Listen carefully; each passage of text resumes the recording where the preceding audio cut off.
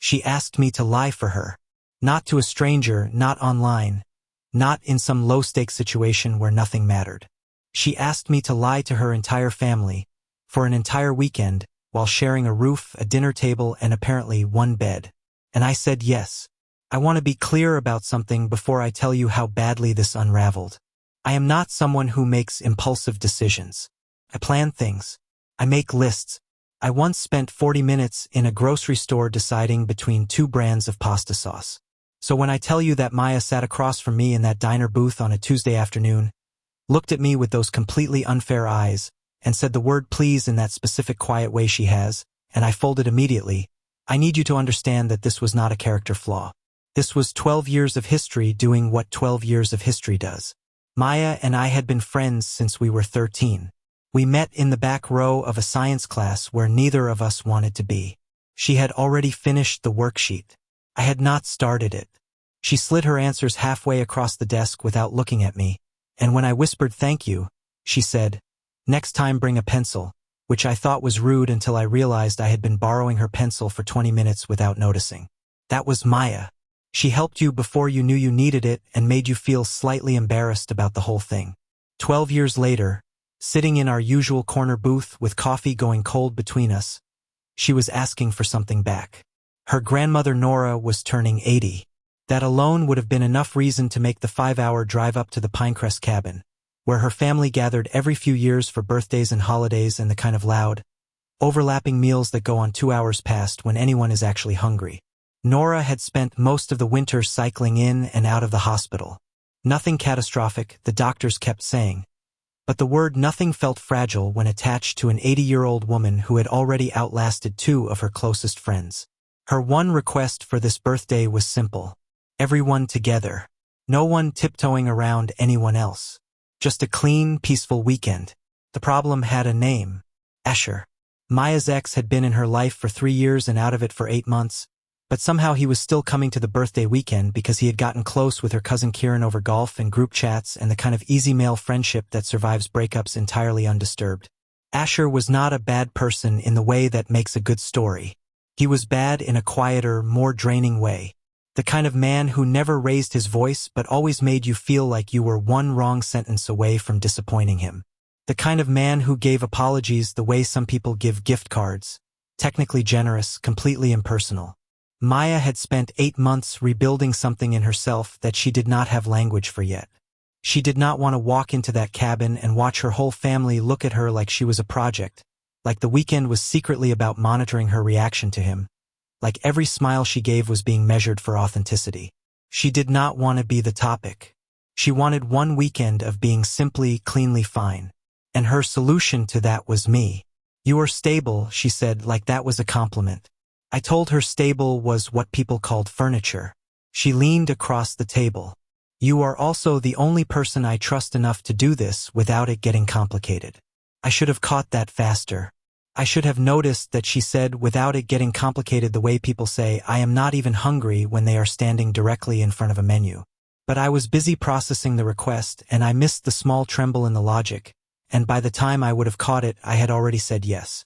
The drive up was 5 hours through weather that had not decided what it wanted to be. Not quite snow, not quite rain, just the kind of gray, wet, indecisive sky that matches the feeling of doing something you are pretty sure is either brave or foolish and cannot yet tell which.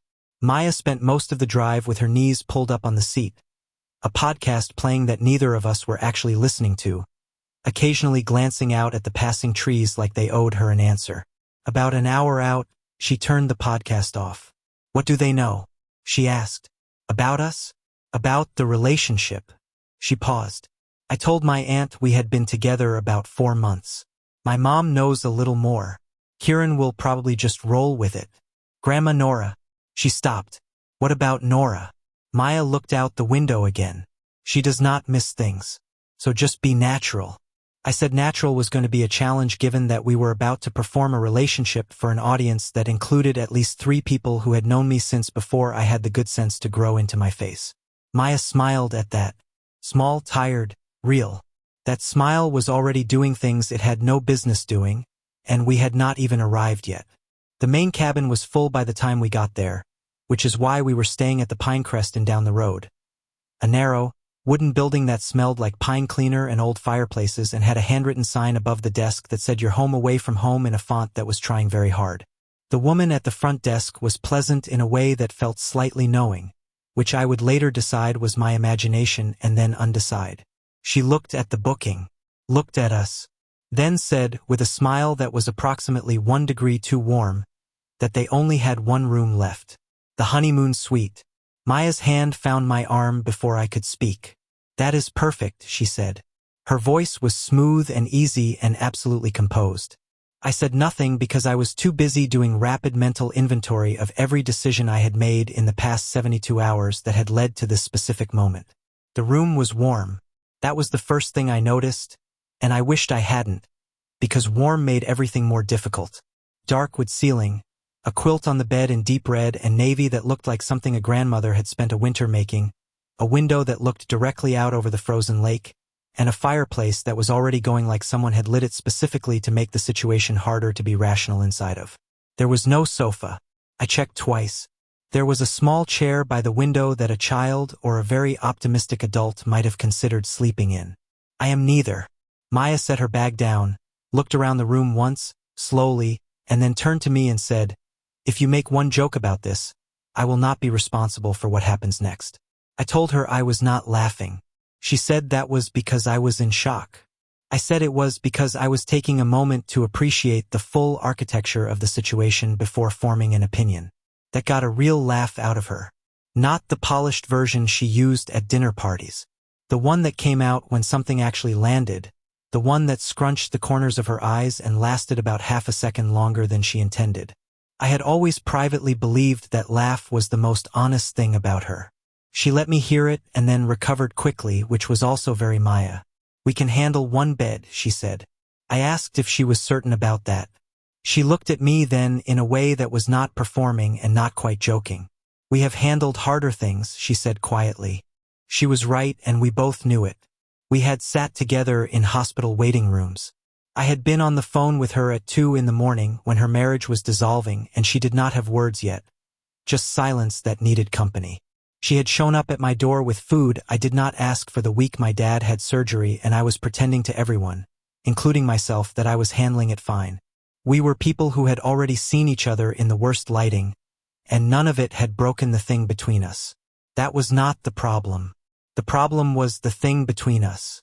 Dinner at the cabin that night was the kind of meal that is delicious and exhausting in equal measure. Long table, too many candles, conversations overlapping like waves, her Aunt Eloan asking questions that were technically about me but actually about Maya, her cousin Kieran watching us with the calm, evaluating expression of someone who had already formed a theory. Asher sat at the far end of the table and said the right things at the right times and laughed easily, and I watched Maya not look at him the way you only don't look at something when looking at it costs you something. She was extraordinary at it, though. The performance. She kept one hand near mine on the table. She leaned toward me when she laughed. She referenced a memory that was technically real. A drive we had taken last spring, a roadside diner, a piece of pie she had stolen off my plate, but in her telling of it, it glowed with a warmth that made it sound like something it had not quite been at the time. Or maybe it had been. I was no longer entirely sure. Nora sat at the head of the table wrapped in a cardigan the color of winter wheat, sharp eyes moving slowly around the room like someone doing a quiet count. When they landed on me, she smiled. Not the polite smile she gave the room. A smaller one, more private. She patted my hand once and said nothing, and somehow that said more than anything else at the table. The drive back to the inn was quiet in the specific way that quiet gets when two people are both thinking loudly and neither is ready to start. Inside the room, we moved around each other carefully. She changed in the bathroom. I changed facing the fireplace like a man trying to pass a test he had not studied for. The lights went off. The fire had burned down to orange coals that moved shadows slowly across the ceiling. She was beside me in the dark and neither of us spoke. Snow had started. Soft and dry, barely audible against the glass. Somewhere in the walls, the old pipes knocked once, then went quiet. I was almost asleep. I was genuinely almost there. And then her hand found the back of my neck. It moved slowly, lightly, down my spine through the thin fabric of my shirt, and every single thought I had been carefully organizing for the past 6 hours stopped at once. The way music cuts out mid-song and the silence that follows is somehow louder than the song was. Her voice came out low and close in the dark. "You cannot go this tense every time I am near you," she said. "Not if we are keeping this up." I did not move. I lay completely still and stared at the ceiling and said, in the most even voice I could locate, that I was tense because she was tracing my spine like we were either about to get married or get into serious trouble, and I needed to know which one before I could relax. Her hand stopped moving but did not leave. "Maybe both," she said. I turned onto my back and looked at the ceiling I could barely see. I said her name. She said what? I told her she could not say things like that and use that voice and expect any reasonable person to act casual about it. A soft sound, not quite a laugh. "I am not casual right now," she said. And there it was. Not performance. Not the version of her that handled rooms. Something underneath that. Lower and truer and considerably more dangerous to my peace of mind than anything that had happened at dinner. I turned my head toward her in the dark. "Then what are you?" I asked. She was quiet for a moment. "Tired," she said finally. But not just that.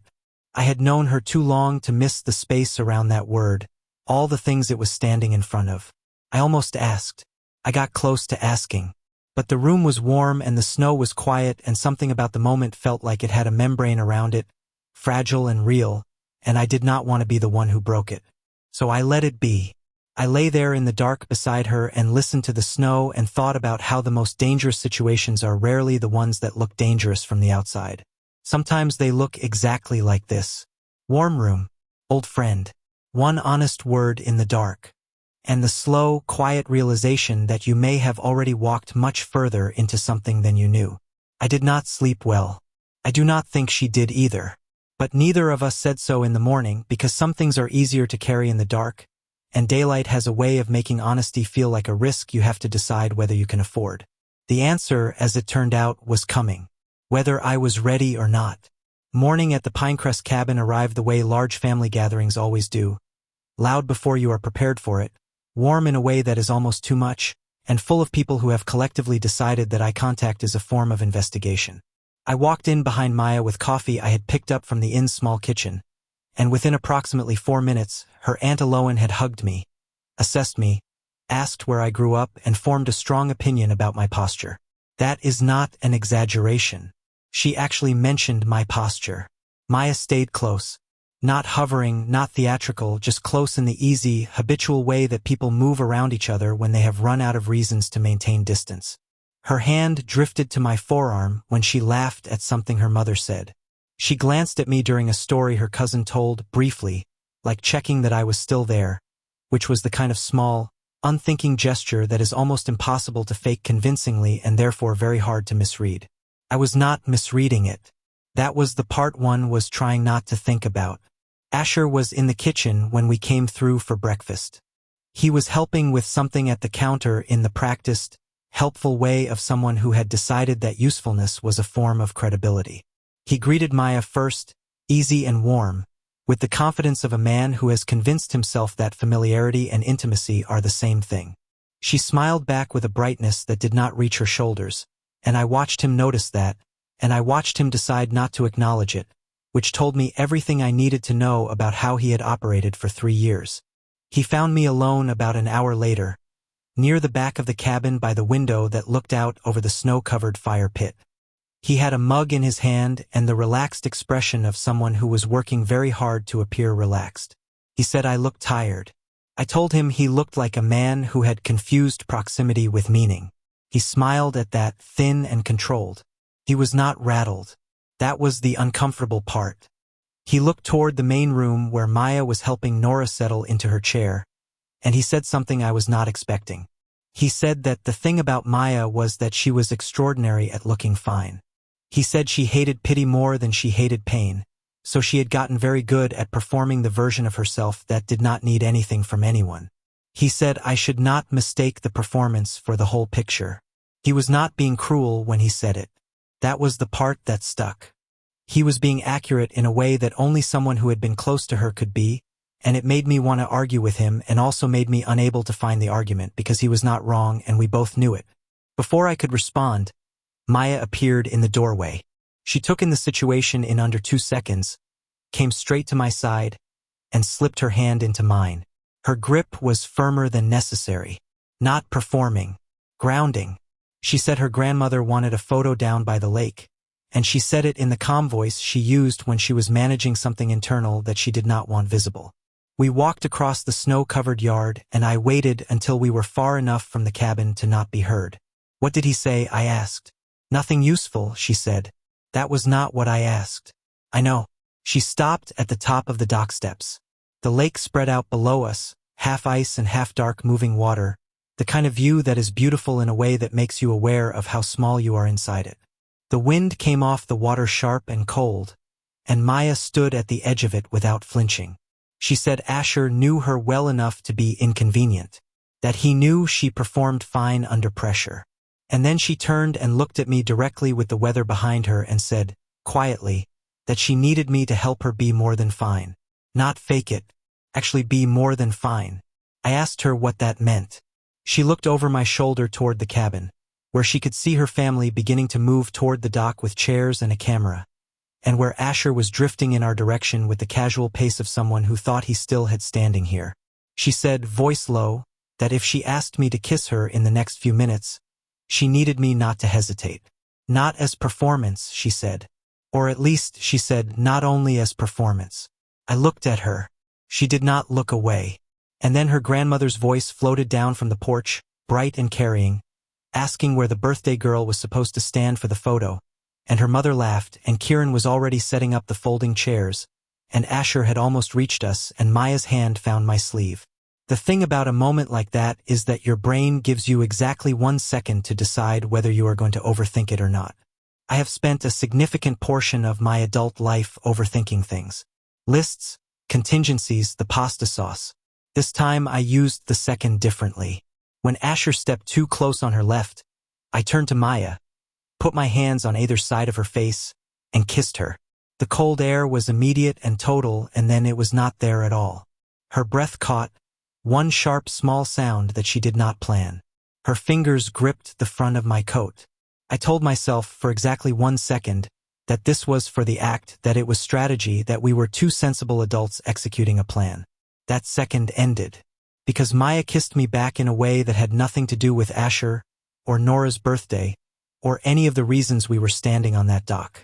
She kissed me back like a decision that had been sitting in a drawer for a long time, waiting for someone to finally open it. Behind us, her aunt made an involuntary sound of delight. Kieran said finally in the tone of a man who had been waiting to say it for months. Someone else laughed. Nora's laugh rose above all of it, sharp and satisfied and completely unstoppable. When I pulled back, Maya stayed close for a moment longer than made sense for a performance. Her eyes opened slowly. She looked at my face, and whatever she saw there did something to her expression. Shifted it from careful to open, from managed to real. Then her mother's voice cut through the moment like a timer going off. She was asking everyone to please just look at the camera just once. It would take 5 seconds. We made it through 3 photographs. I have no memory of what my face was doing in any of them. Asher left the dock quietly. No scene, no comment, just the small retreat of someone who had finally understood something he had been resisting understanding. And then Maya grabbed my wrist and pulled me off the main path toward the old storage shed at the edge of the property. The one with the cedar roof and the rusted latch and the smell of lake water and old rope and a winter's worth of cold pressed into the walls. The door shut behind us. No family. No performance. No reason to be anything other than exactly what we were. She turned to face me and stood still for a moment, just breathing. I gave her the silence. Then I said that did not feel like something we were doing for the act. She let out a breath that was half laugh and half something rawer.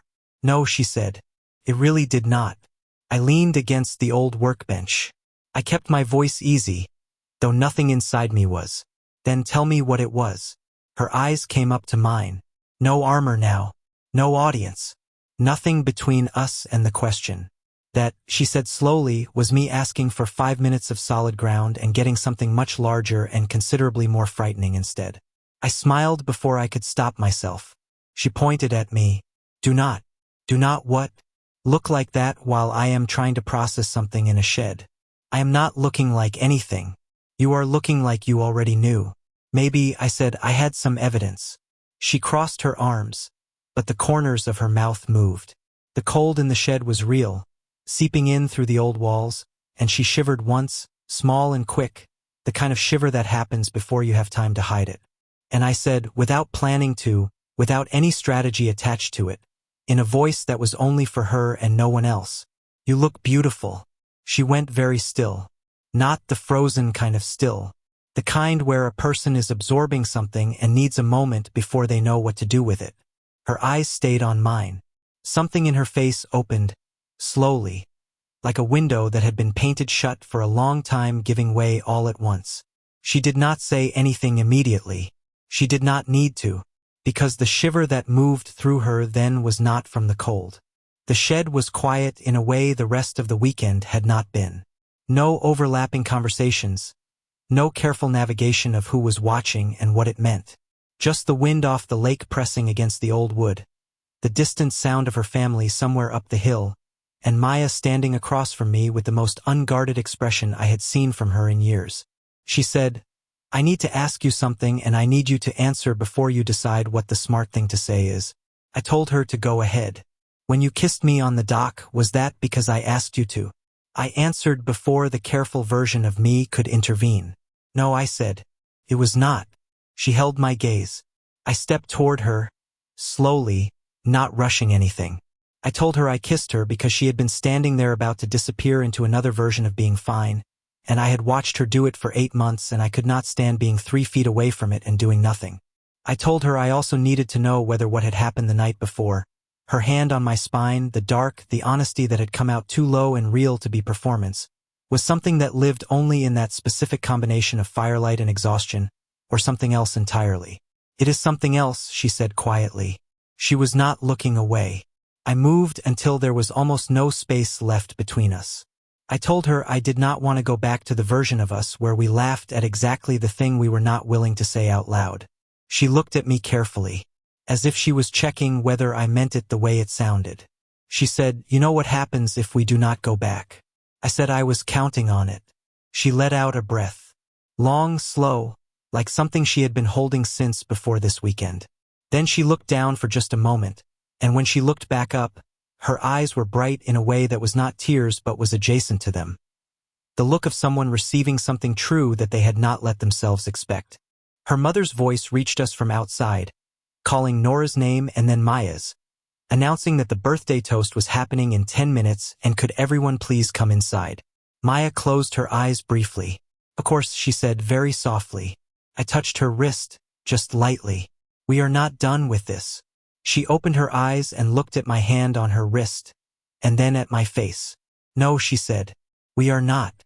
We walked back into the cold and up the hill toward the cabin and into the warm noise of her family, and I could feel the shift in the air between us, the way a room feels different after a window has been opened, even after the window is closed again.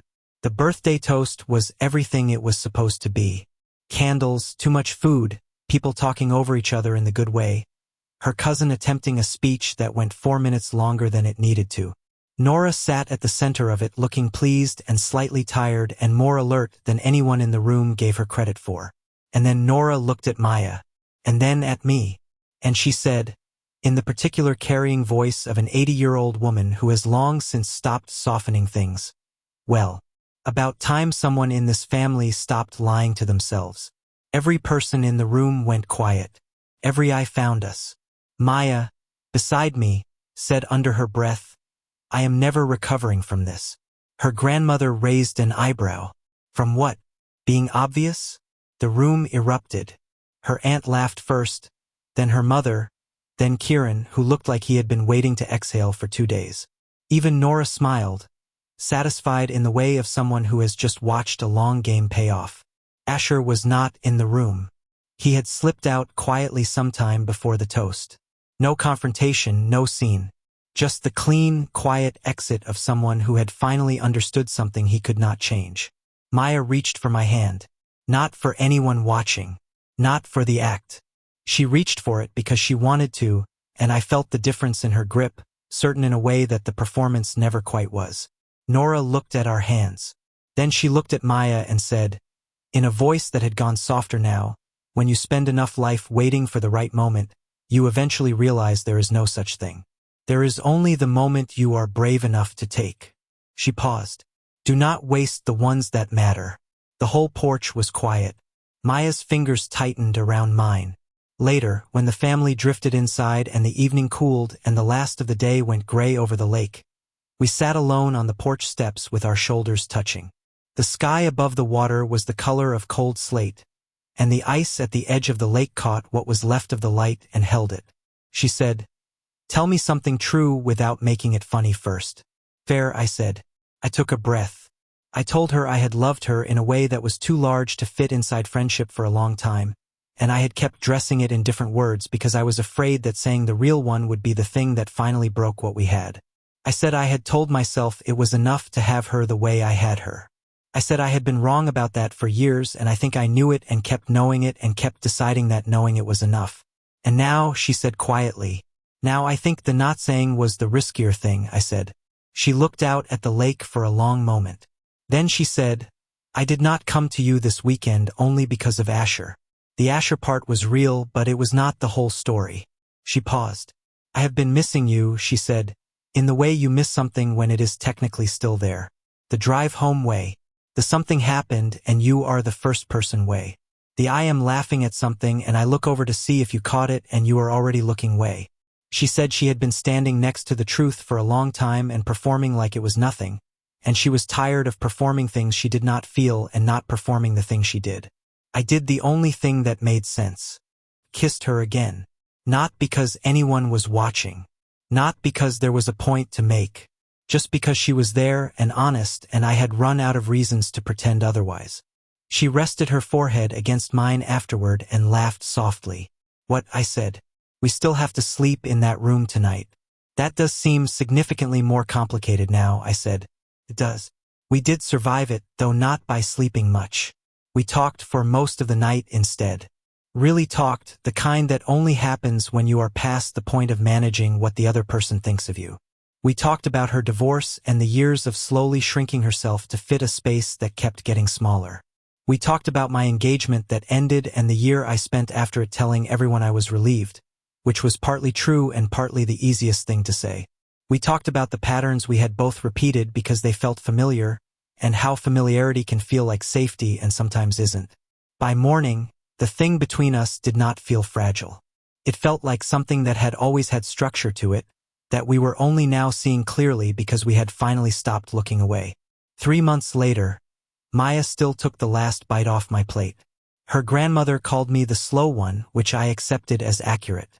Her cousin Kieran said I told you so exactly once and then let it go, which I respected. Her aunt asked about our posture at the next family dinner, both of us together, which felt right in a way I did not have a word for. None of it felt like a beginning. It felt like something that had been quietly true for a long time, finally given the room to be itself. The things that matter most are rarely the ones that arrive announced. They are usually the ones that have been there, steady and patient, waiting for you to stop pretending you do not see them. If you made it to the end of the story, tell me in the comments, where in the world are you listening from? I genuinely want to know. Drop your city, your country, anything. And if something in this story landed for you, it would mean a lot if you hit subscribe. There are more of these coming, and I think you will want to be there for them.